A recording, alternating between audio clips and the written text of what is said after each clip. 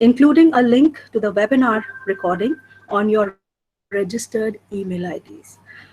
So now we proceed further to begin our webinar. I welcome all on behalf of our biotechnology department. My warm welcome to Dr. Arindam Sinha Roy, who is a speaker for today.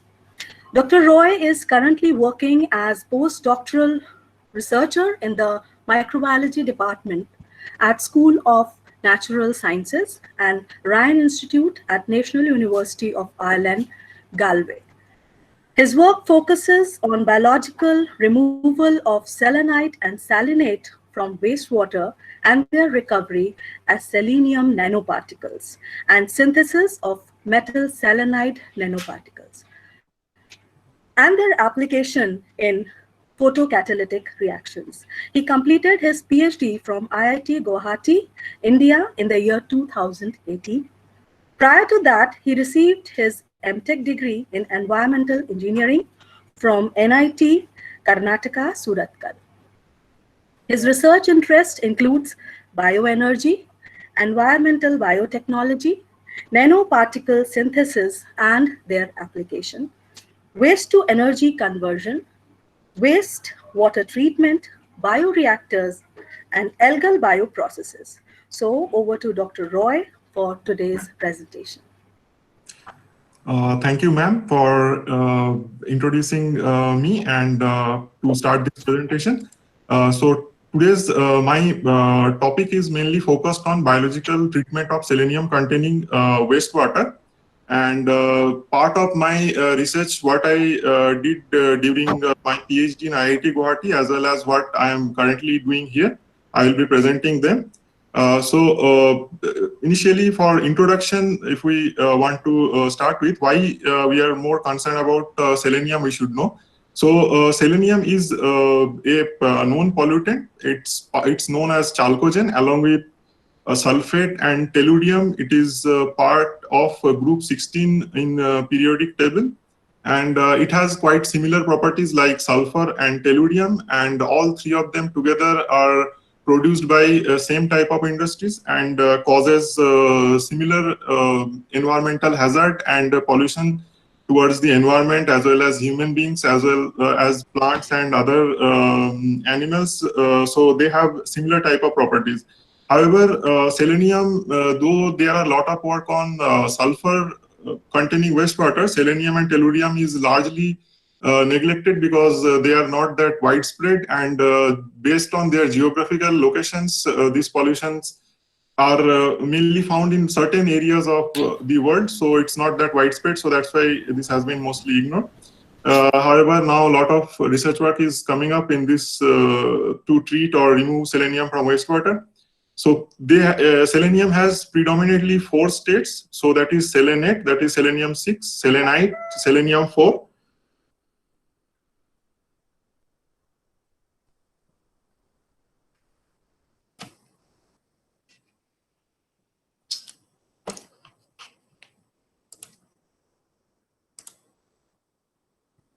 So are these slides are visible or?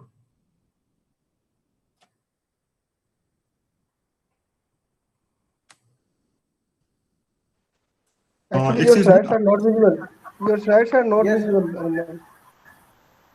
It's visible, sir. You can keep it on full screen now.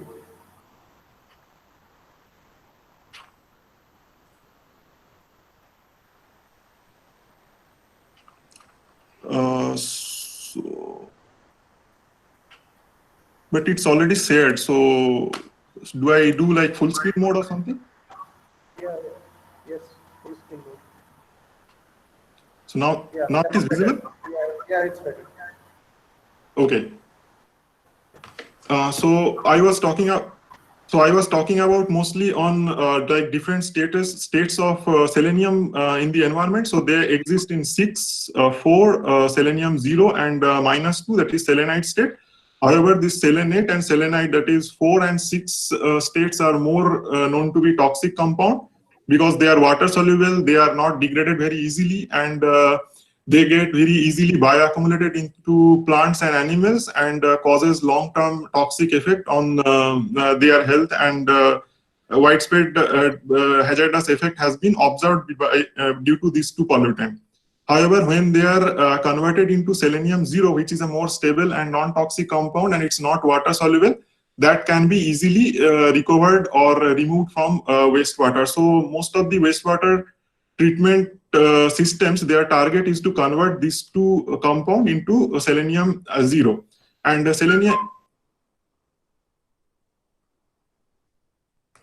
it's not showing that slide.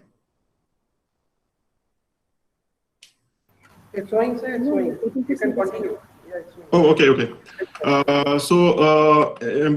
It has selenium has widespread industrial applications. So like in medical as well as other industries such as electronics, glass, optical lens coating, etc. So due to that, their end product disposal or part of their industrial processes, they come into contact with environment, and that causes pollution. The permissible limit of selenium in wastewater, according to US EPA, is 50 microgram per liter, which is quite low, considering even for heavy metal, they have regulations of only 1 mg per liter. Looking at that, we can understand like these are even more toxic than whatever common heavy metal we have. Selenium is known as essential toxin. Because a minute or small amount of selenium is essential for our metabolic activity to take place. Daily intake of selenium if it is less than 55 microgram per day, we can have selenium deficiency in our body, and we can have several problems such as immune response impairment, thyroid problem, increased risk of cancer, liver, pancreas cirrhosis, cardiovascular diseases, and certain other diseases also can happen. However, these diseases are not solely responsible due to selenium deficiency, and other factors also play a very key role in this. And selenium deficiency can be treated very easily by taking dietary supplement containing selenium, and it has been observed like within 6 to 8 weeks, selenium can be restored to a desired level. However, when selenium is in excess and long-term exposure to selenium more than 400 microgram per liter, that can cause irreversible damage to our health. And mostly whatever health hazard like arsenic or that type of pollutant can cause, selenium can have similar issues such as skin discoloration, deformation, loss of nail, deformation of fingers, redness in skin, and in further like selenosis or heart diseases, and even effect on central nervous systems has also been reported. So that's why selenium pollution is a more severe problem than selenium deficiency, and avoidance of selenium into the environment and their preventing them from being released without any treatment is extremely essential in this case. Now we should know about global selenium biogeochemical cycle of selenium. So how selenium is becoming part of the environment. So largest selenium reservoirs in Earth is like sulfide ores, pyrite, which is iron ore, and high sulfur containing coals. And due to geological and anthropogenic activity, the selenium is being released from this reserve into the environment in the form of selenium-4. And this selenium is taken up by microorganisms and small plants, which became part of the food web, and subsequently they get exposed to the animals, and they are taken up by those animals and bioaccumulate in those animals and plant. And in most of the cases, the selenium is essential for those living beings, so they conserve it or convert it into organoselenides or selenoprotein kind of compound. And when this animal or plant dies and decomposes, this selenium, which is part of their body, those organoselenides or selenoproteins, they again return back to the environment, and they get deposited in different layers of earth. Again, when we do some mining activity to recover fossil fuels, coal, different agricultural activity, nuclear fuel cell, etc. kind of operations where we extract something from earth crust, this selenium has a high chance of getting exposed into the environment, and they get part of the pollution, or they get part of the this cycle which causes hazard or environmental problems. So sources of selenium pollution in the environment can be divided into mainly two categories, that is natural and anthropogenic sources. So in natural, as I already told, like selenium is part of soil or rocks or earth formation in several places, but they are very geographical specific and not that widespread. So in those cases, what happens is that due to natural processes such as wash out due to water stream, soil erosion, etc., can causes exposure of the selenium into the environment, and they get flown out and they get deposited in water bodies and then get part of the biogeochemical cycle. And in case of anthropogenic sources, various human activities, particularly related to mining, coal, and petroleum industry, has huge impact or huge cause for selenium pollution to the environment. And apart from that, agricultural activity such as like multiple crop productions, high rate of irrigations, and excessive irrigation, that kind of things again causes selenium to be separated from soil, and that get deposited in the surface water bodies, or that get exposed to the humans or animals in this case. So these are the major sources of selenium pollution. And if you see, as I was talking about, like mostly it's located, like it has been reported for a few areas, particularly in Americas and few European countries, selenium pollution is predominant. In India, it has been observed like in certain parts of northern India, such as Punjab, Haryana, and Western UP type of those type of places. Soil has very high amount of selenium, and there are very quite few good paper on presence of selenium in those areas and what is their effect on agriculture. In some places, like due to high level of selenium, they cannot even grow crops. However, when hyper accumulating plants like certain grasses and certain smaller plants which has capability to take up selenium from soil are grown in those soil, they can completely remediate those soil, and they get again fit for agriculture. So that type of research has already been reported in case of India. And as you can see in this table, mainly coal and different coal related processes such as flue gas desulfurization, coal gasification, coal burning, etc., has mainly contributed to the environmental pollution, which is quite advantage because it's not that prevalent like other pollution, and any treatment technology designed for removing selenium can be focused on a certain industry, and that can be implemented very effectively because we don't have to think about like other industries or other pollution. So very target oriented treatment technology can be designed in case of selenium removal if we want to achieve that. So what are the treatment technologies for us remediating selenium pollution available with us? If we so like for any pollution, particularly treatment technologies are divided into three categories. One is physical treatment, chemical treatment, and biological treatment. Physico-chemical treatment, they are termed as because they have considerable overlap with each other due to their mechanisms, and we need to learn about those physicochemical treatment technologies, because then we will be able to understand why biological treatments are important and why they are needed for selenium or any other pollution remediation. So these technologies are particularly focused on selenium pollution removal. So in physicochemical treatment, we have primarily three technologies. One is adsorption-based technology, one is membrane-based technology, and one is oxidation reduction. In case of adsorption, it's a physical removal, and sometimes chemical reactions are also involved in adsorption. So mainly three processes: ion exchange, ferrihydride adsorptions, and activated alumina. Apart from that, different surface modified activated carbon has also been used for selenium treatment.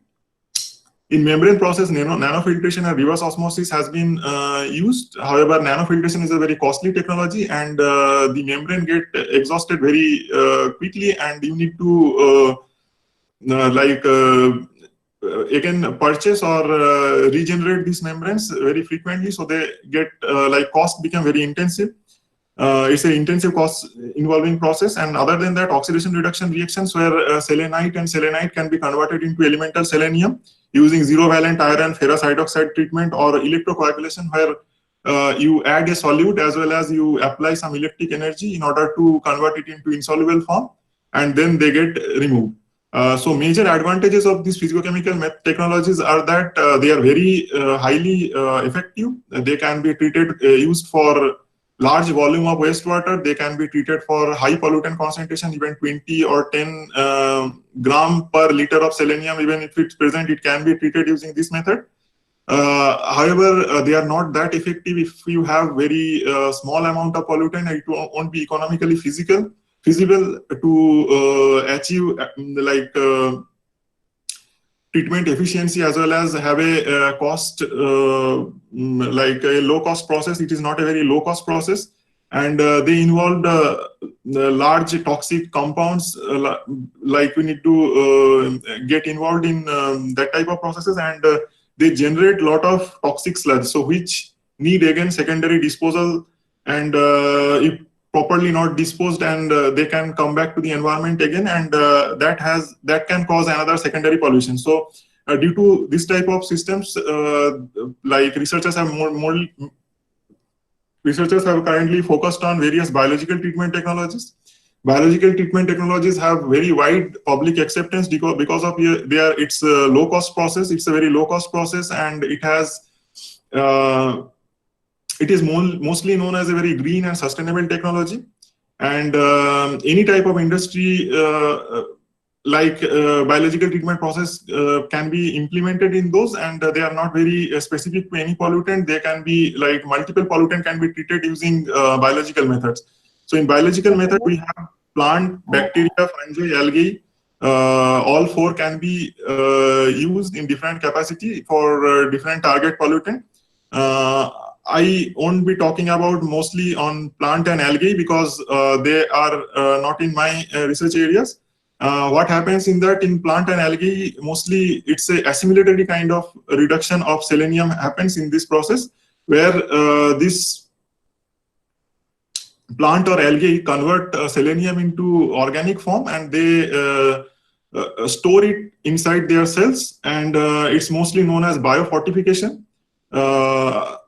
So that is about plant and algae. However, I will be Dr. Roy? Dr. Roy, can I interrupt I'm sorry for interruption, but Yes. your PPT is not visible. Maybe is it some issue from your side? No, It ma'am, is it's not on visible. full- It's visible, ma'am. It's visible. Ask, please, all participants, look for Dr. Arindam Sinha Roy presenting screen ID and pin that. You will be able to see the presentations. In the list of participants, look for Arindam Sinha Roy presenting screen ID and pin that. Okay. Sir, you can continue. Okay, Please. so Yeah. I can continue. Yeah. Sure. Okay. So mainly my research area focused on bacteria and fungi. In bacteria, both aerobic and anaerobic bacteria has been reported for their capability to reduce selenite both. But in case of aerobic, it mostly happens like intercellular formation of selenium nanoparticle from selenate and selenite. However, in case of anaerobic bacteria, it is formed extracellularly, so that has like more advantages in terms of recovery of selenium as selenium nanoparticle. So this has been widely implemented in the industry, and most of the industrial technologies that I will explain later are focused on anaerobic system. In anaerobic system, particularly involving rather than pure strength, microbial consortium, where multiple microorganisms are present, different classes of microorganisms which are working in tandem. That type of system has been reported to be very efficient because of their high tolerance towards pollution, their capability to break down any target pollutant into like completely basic compounds like water and CO2 in case of organic pollutant. And in this consortium, particularly two type of systems has been used very widely. They are like biofilm and granular structure. So if you like look for any wastewater treatment plant, mainly they will involve some sort of bioprocess or bioreactors. So all type of bioreactor that we use for wastewater treatment can be categorized into two systems. One is attached growth and one is suspended growth kind of process. So in suspended growth process, suspended growth process, mainly you will have granular sludge which is not agitated type of systems, like continuously stirred tank type of. If you avoid, like if you use like upflow anaerobic sludge blanket type of reactor, what happens is that due to the flow characteristics, your microorganism trying to form certain type of flocks or granular structure. And in case of attached growth system, you will have a biosupport inside your reactor on which your microorganisms, anaerobic microorganisms, form layered structure. So those are known as biofilm. So I will explain them in later part. And in case of fungi, why it is advantageous is because most of this wastewater generated by mining industry or coal, flue gas desulfurization, etc., which contain high amount of selenium, are low in pH. So in case of treatment using bacteria, you need to raise that pH to a neutral level so that bacteria can survive in those systems. In case of fungi's optimum pH is in like acidic range. So generally by 3 to 4.5 or 5 pH, fungi can survive and grow very properly. So you don't have to do any pH adjustment for in case of if you are using fungi as a treatment method. So that's why fungi is more important in those type of scenarios. So how bacteria remove or reduce selenium is shown in this slide. So generally you will have either selenate or selenite in your wastewater and sometime mixture of both of them. So bacteria take up electron donor from organic compounds and they will reduce it from 6 state to 4 state and 4 state to 0. And this is mostly stable compound, but in some cases when there is lot of accumulation of elemental selenium or selenium 0, that can also further reduce to volatile selenium. So that is like in gaseous form, it can get converted and it can form hydrogen selenide. And that is like part of the dissimilatory selenium reduction process. And this is mostly used in wastewater treatment plant type of system. And as I was telling about plant and algae, so they undergo a different process where this selenate and selenite can be converted to organic selenium by assimilatory selenium reduction. And they assimilate the selenium into their body, and rather than converting it into some other form. So they will store it either as selenoproteins inside their cell, and sometimes they also form volatile hydrogen selenide as well from those organic selenium compound when they are exposed to very high amount of selenium. And this side of this cycle, that is the oxidation reaction, doesn't happen in nature very commonly. However, these reactions like converting from selenite to selenium and to selenate and nite can happen if you add very strong oxidizing agent. So this can be performed inside your laboratory. However, in nature or involving microorganisms, these processes are not common.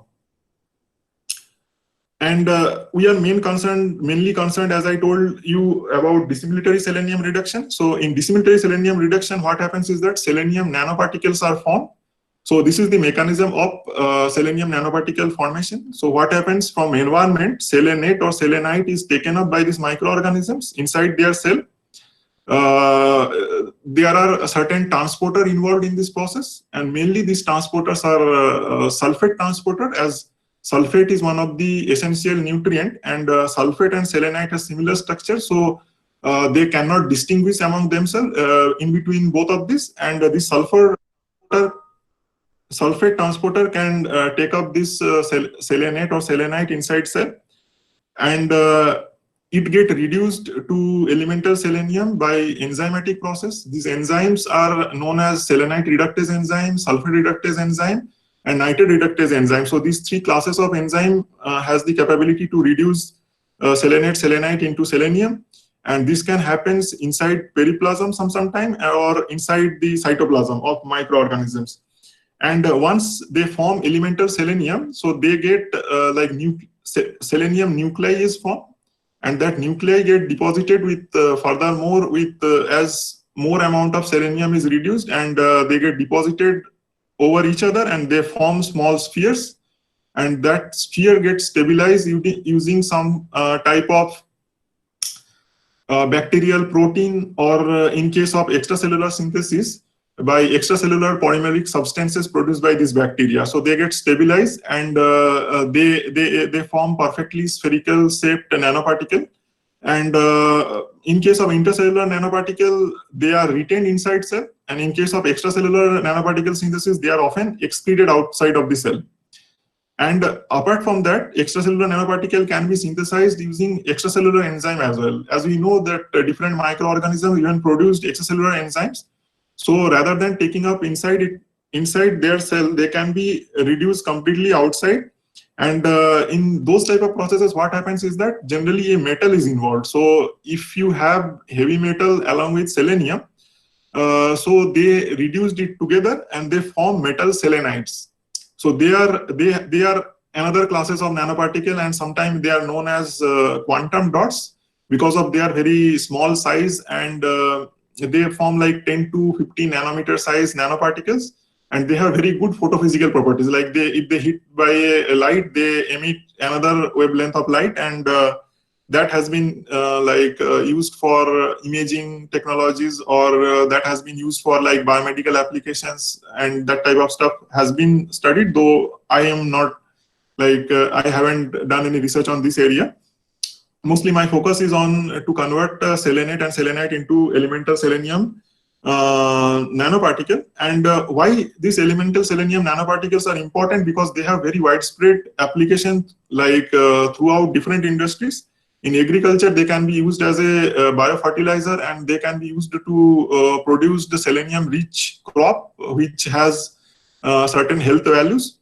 They can be used as biopesticides, such as antifungal agent, if they are they have very fungicidal activities. In electronics industry, they can be used as a semiconductor sensor in photovoltaic imaging. That type of technology, selenium nanoparticle has been used. In biomedical, they can be used as antimicrobial agent, anti-cancer, anti-inflammatory, anti-diabetic.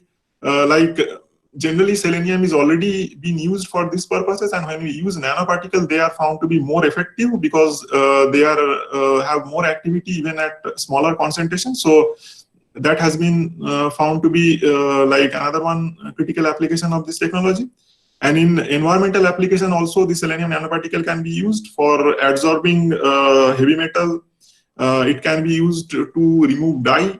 It can be involved in photocatalytic degradation of different persistent pollutant, like those petroleum or other kind of very persistent pollutant which are not removed by biological technologies, that can be degraded using photocatalytic degradation using selenium nanoparticle or a different combination of selenium nanoparticle. However, as we are recovering our selenium nanoparticle from a wastewater type of source, biomedical applications are not very suitable. In case of biomedical applications, the purity of the nanoparticle and its source is very much important, so that it can be used on human beings. So that's why in our case, we mostly focus on agriculture, electronics, and environmental applications based on the size of the nanoparticle formed and its different properties when we do characterize it. So based on that, we decide upon which application need to be focused on. And these are 4 different technologies which has been implemented in industry for selenium-rich wastewater treatment. So this first and third one, this BSER technology and ABMET technology, they have been developed in USA by same company for treating 2 different type of wastewater. This is for treating mining wastewater containing selenium, and this is for flue gas desulfurization, one thermal power plant which uses coal as their substrate. So their wastewater generated by that process is treated using this technology. So both of this technology involved fixed film, biofilm type of reactors, a series of reactors where a different reactor treat different type of pollutant, because selenium is not produced present alone. They have like heavy metals and other pollutants such as sulfate or nitrate or other organic compound present in them. So they are treated using those methods, and as a nutrient they use some carbon source. I forget about that. Mainly they recover selenium nanoparticle using a sand filter type of setup. So it is like a chain of different treatment technologies in series, where they remove different pollutant in different reactor, and finally the selenium nanoparticle forms are removed using a sand filtration type of operation in these two methods. And in USB, this has been very widely used in laboratory as well as some treatment technologies, even in some industries. So in this, what happens is that the granular anaerobic sludge is formed in this. USB is a well-known bioreactor used for biogas production in industry. From any type of organic, high organic content wastewater is has been treated using USB type of system. Their advantages are they produces biogas as a part of their process. So not only these systems are treating wastewater, they are also producing some sort of energy. And this method, colloidal type of selenium nanoparticle is formed, which is removed using a precipitation tank. So in this, they reduce pH, they add some coagulating agent, and they coagulate those nanoparticles and precipitate it in a settling tank. And that's how they get separated. And a new technology, that is the membrane biofilm-based technology, has been reported recently, like almost the last 10 years. There are a lot of research on this technology, though this has not been implemented in industry till now because of its very high intensive cost involved. So in this process, what happened, they uses a group of membrane columns together as a bunch, and they passes hydrogen through it. Hydrogen, sometimes hydrogen and CO2 gas mixture or syngas, they can pass through it. And over the outer surface, biofilm forms by microorganisms. Those biofilm uses this hydrogen passing through this membrane, capillary membranes, and they use that to reduce selenite to elemental selenium. This elemental selenium get deposited on the biofilm form on the outer surface of this membrane, and hydrogen and leftover hydrogen as well as carbon dioxide formed by this process are taken up by this inner membrane and taken out of the system. So this treatment systems has been found to be very effective, though their cost is very high, and their rate of removal is found to be very high. Like where these systems take like 24 to 48 hours to treat selenium containing wastewater, this can happen like within 4 to 6 hours. That much short time this can takes place.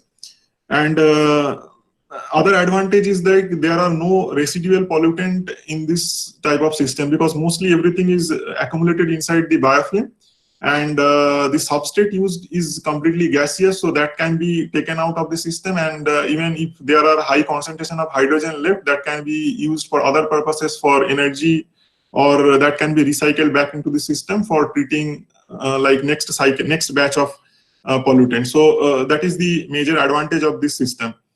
And another critical aspect of this biological selenium removal is the need for electron donor. Most of the industry which produces selenium as wastewater, they doesn't have any organic compound in them. Mostly they are inorganic in nature. So that causes problem for bacteria for their survival, because they doesn't have any carbon source to grow on, or this carbon source cannot be even utilized for, as there are no carbon source, there are no availability of any electron to reduce selenite or selenite into selenium. So various researchers have used different type of electron donors such as lactate, acetate, glucose, hydrogen, methanol, and they have found out that like different carbon source has different type of application in different in case of different microorganisms, and they are not like everything is not suitable for all type of microorganisms. Like lactate and acetate has been mostly found suitable for anaerobic bacteria. Glucose, sucrose type of compound has been found better for aerobic and fungal type of systems. And hydrogen also is found suitable for anaerobic type of microorganisms. Methanol is not found to be effective. However, if it is obtained from a waste type of sources, it considerably reduces the process cost. That's why this has been used. Sometime complex organic substrate has also been used, like combining two different wastewater stream together. One is inorganic wastewater rich in selenium, other is organic wastewater like domestic grey water or generated by some municipal sewage. So that both can be combined and involving anaerobic fermentation, like where complex organic substrate are broken down into smaller compound or further into products such as hydrogen, acetate, CO2, etc.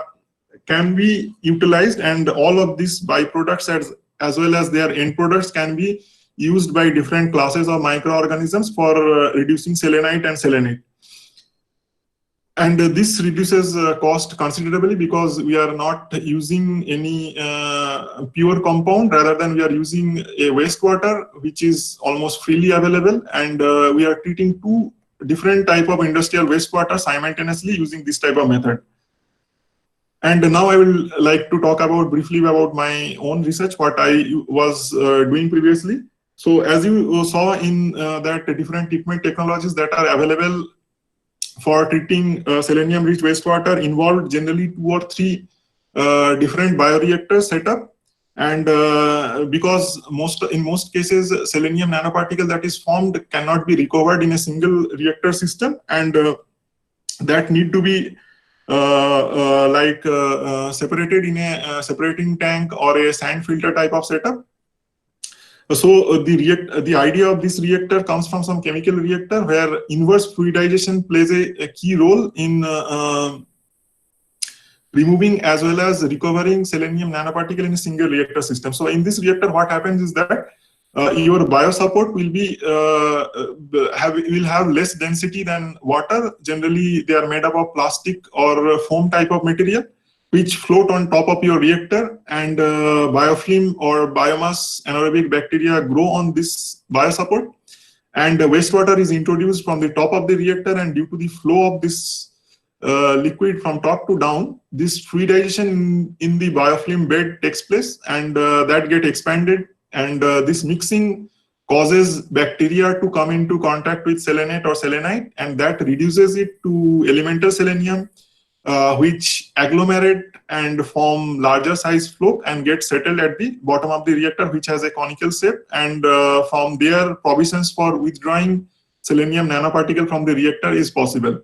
So this was our lab scale reactor, which has a 2-liter reaction volume.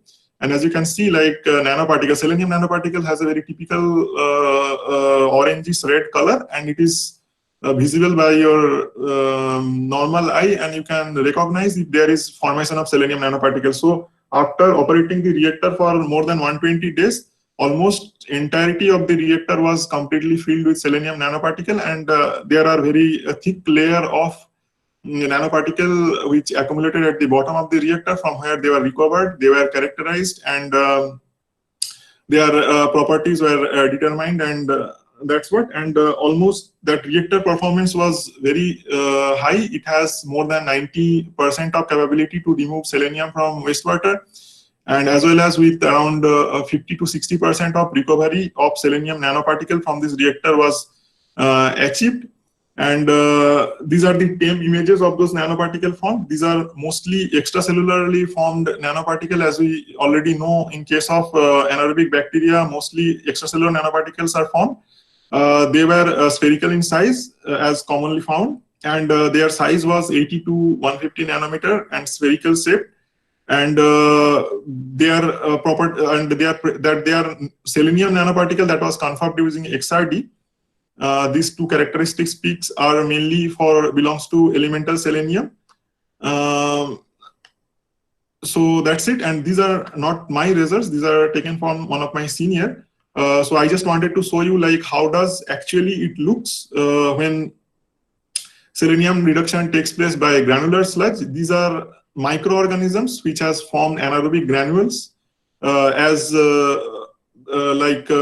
due to their hyphal structure. Generally in USB type of system, they form this type of round or spherical or oval shaped granules. These are mainly biomass. When they are initially, they looks like this, and after they are used for treatment for a very longer time, this elemental selenium nanoparticle formed, which are extracellular in nature, they get deposited over these granules and they completely turn orangish red color.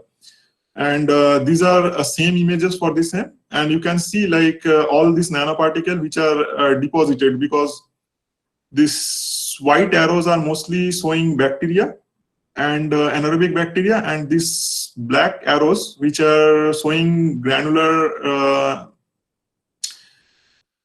structure, small granular structure of elemental selenium nanoparticle deposited over the outer surface of these microorganisms. So these are hyphae of those microorganisms, anaerobic microorganisms. So this is how they look like actually. And this is another one study we carried out in IIT Guwahati itself. So that reactor I shown you earlier, so from the effluent stream of the reactor, we were able to isolate 3 fungi. And out of those 3 fungi, this Aspergillus niger strain were very highly capable of reducing selenite from selenite to elemental selenium. And they form very interesting such structure. Like these are called fungal pellets. Like when they are grown in the presence of selenite, they are this astral or larger size get shrinked, and they form very perfect spherical shaped structure.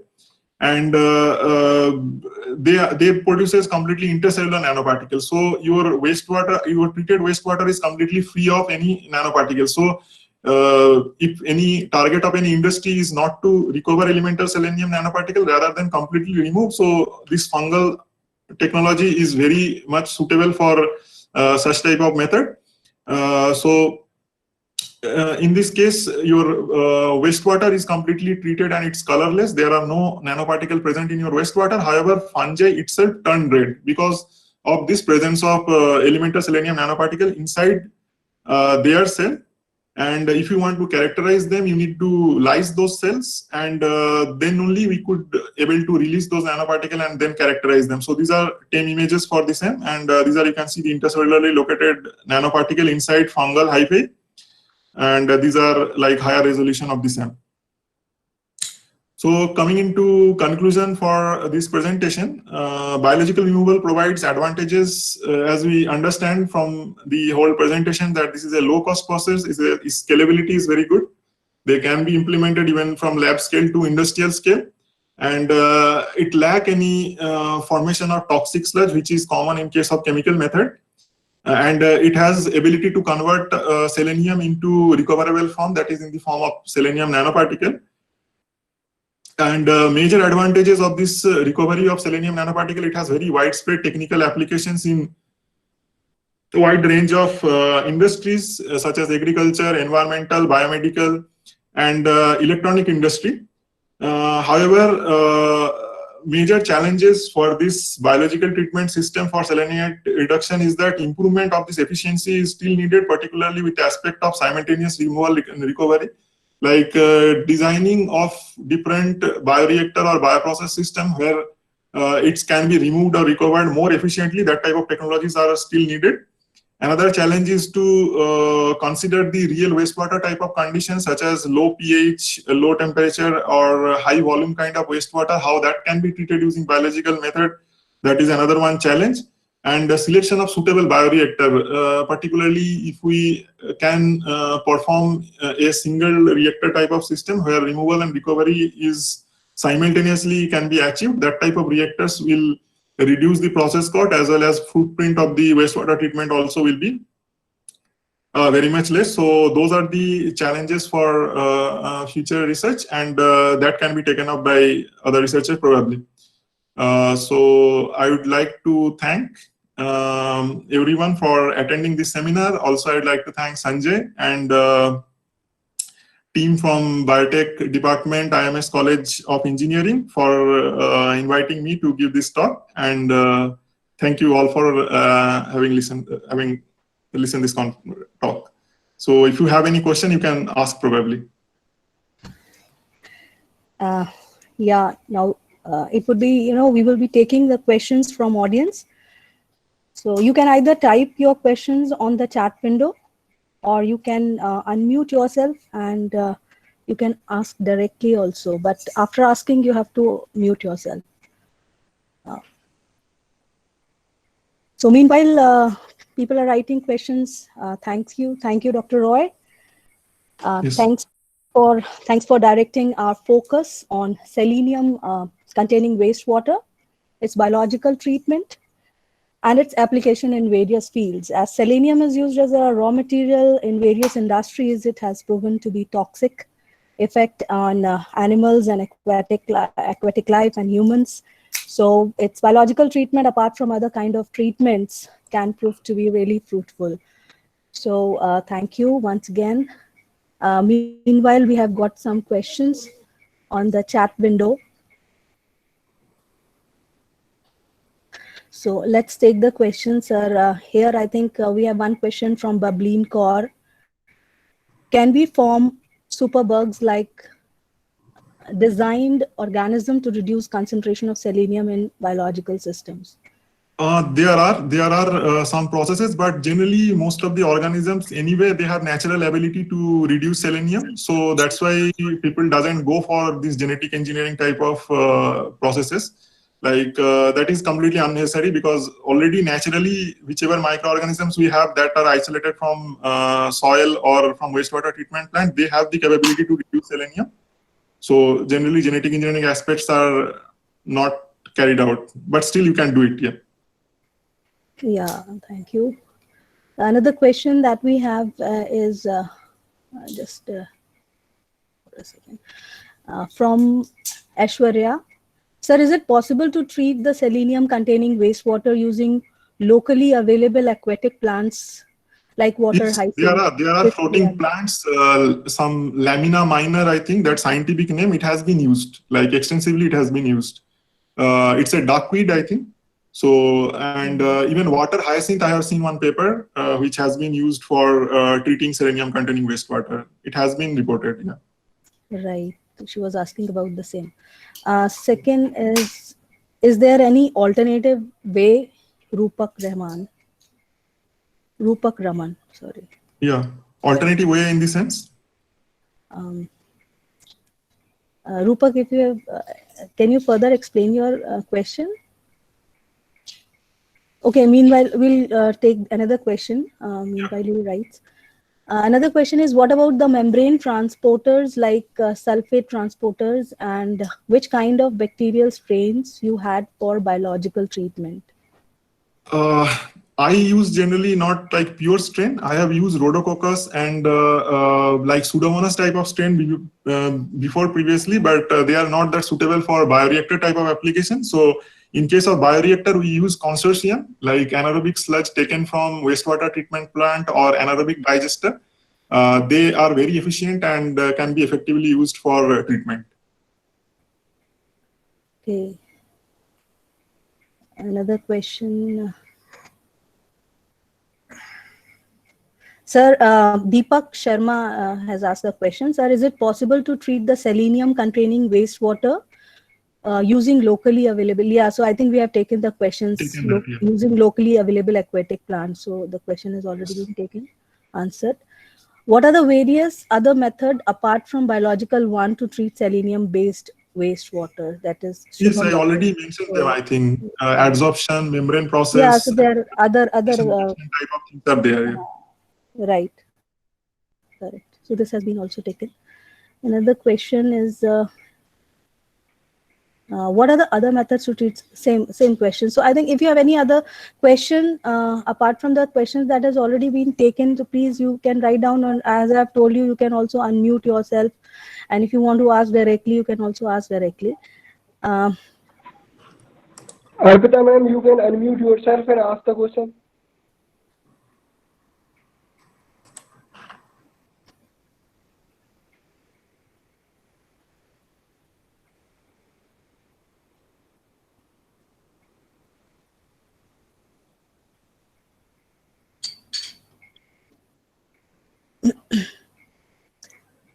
Okay, Arpita Vats, she has asked a question. Can one recover selenium easily from fungal pellets?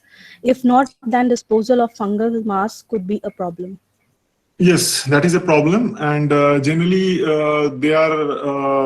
has been studies like where they do like incineration type of thing, like they do hydrothermal treatment of the fungal biomass afterwards, and they form bio oil or biogas or that type of stuff.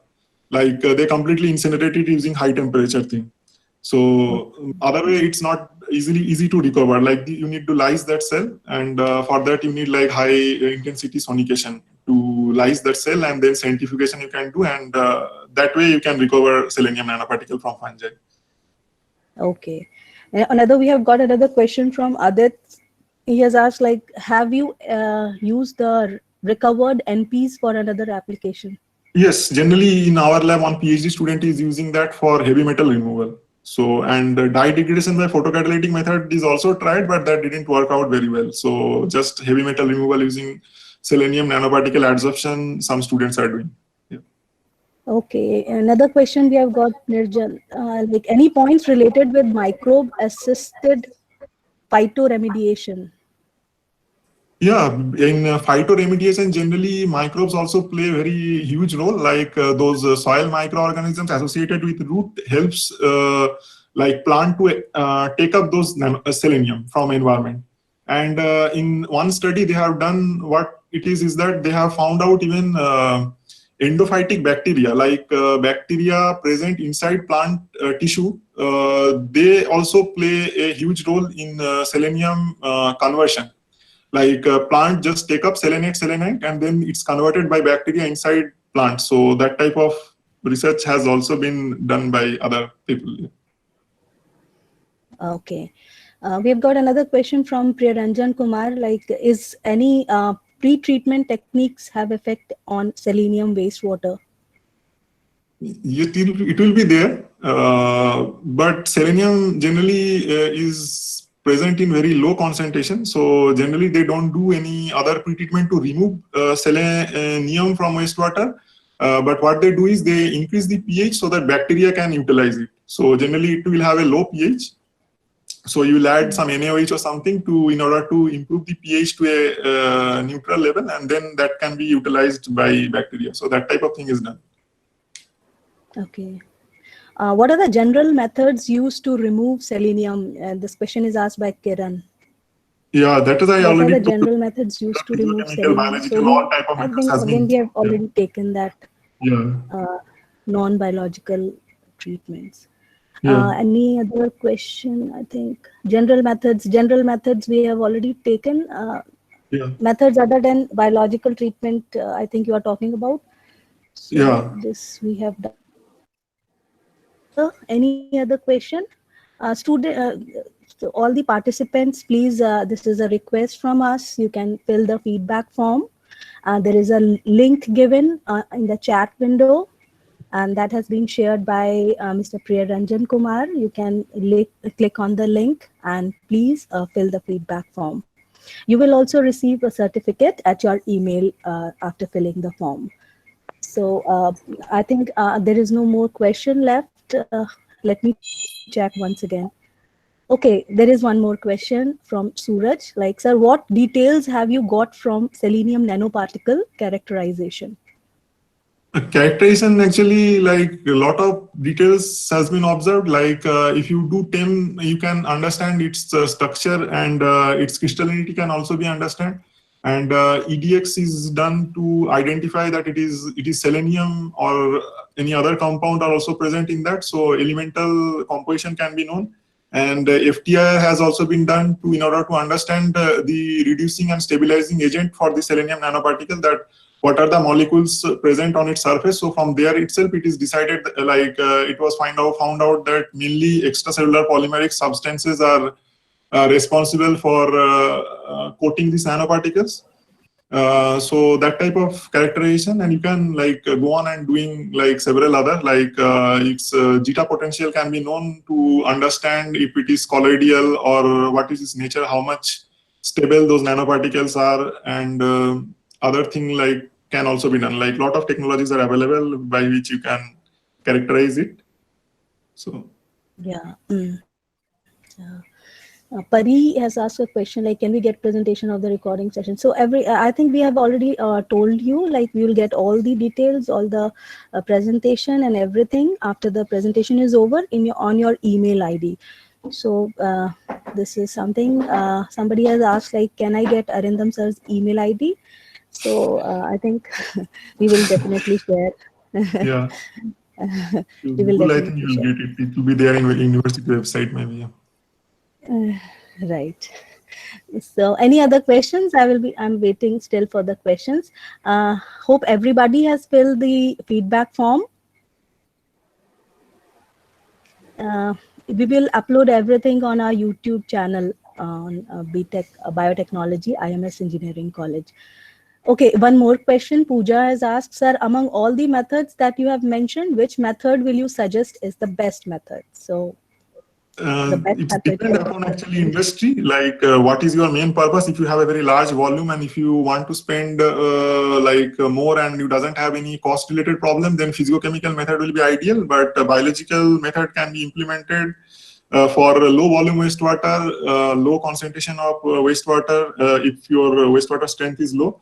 So that type of cases, your biological method can be implemented, and this new technologies such as inverse fluidized bed reactor or membrane type of reactor, they are very efficient nowadays, and they are very less studied. So that can be taken up, like I think for other people as well. So. All right. Well, I hope all the queries have been answered. Okay, Shubham Vashisht has asked a question. Which among all More mentioned efficient. is I the think I told efficient? already. Yeah. This is already been taken. So I think all the queries have been taken now. Right. So we have already told in the chat window, like, please fill the feedback form and you will receive your certificate at your email only after filling this form. People. Meanwhile, then, once again, I would like to ask our HOD, Professor Rashmi Chandra, to deliver vote of thanks. Thank you, Shamini. Can you hear? Yeah, with little bit disturbance is there in the voice, but I think it can be corrected. Okay. Yeah. Hello. Now I can- Hello, everyone. Yeah. I'm Rashmi Chandra on behalf of Biotechnology Department of IMS Engineering College, Ghaziabad.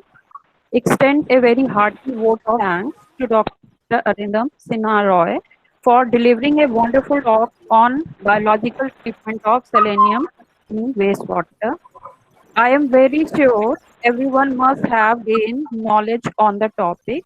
Thanks, Dr. Arindam, for gracing us with your presence and taking out your valuable time.